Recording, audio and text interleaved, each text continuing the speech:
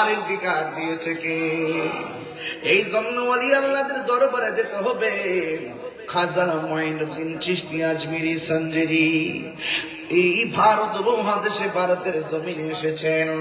আসলে তিনি ভারতে ছিলেন না, তেনাকে যিনি পাঠাইছেন মদিনাতুল মুনাওয়ারা থেকে ইশারা করে হাতের মধ্যে একটা সিএস দিয়ে দিয়েছেন, রুট ম্যাপ দিয়ে দিয়েছেন, ডাক দিয়ে কই মঈনুদ্দিন ও হাসান, আমি তোমার এমন একটা জায়গায় পাঠাবো যেই জায়গার ভিতরে আল্লাহর নাম নেওয়ার মতো কেউ নাই, যেই জায়গার ভিতরে আমি নবীর জিকির করার কেউ নাই। স্বপ্ন থেকে খাস হযরতে হাসান মঈনুদ্দিন চিশতি আজমিরি সঞ্জেরি রহমাতুল্লাহ আলাইহি যখন দেখলেন, দেখার পরে আমার নবী বলেন, মঈনুদ্দিন তুমি সেখানে যাওয়া লাগবে। ঘুম ভেঙে গেল, আর মনে মনে কল্পনা করে আমার নবী আমার স্বপ্নে এসে বলেছেন ওই হিন্দুলে যাওয়ার জন্য, অথচ আমি তো কোনোদিনই হিন্দুলে যাই নাই, আমি চিনি না রোড ম্যাপটা কি হবে।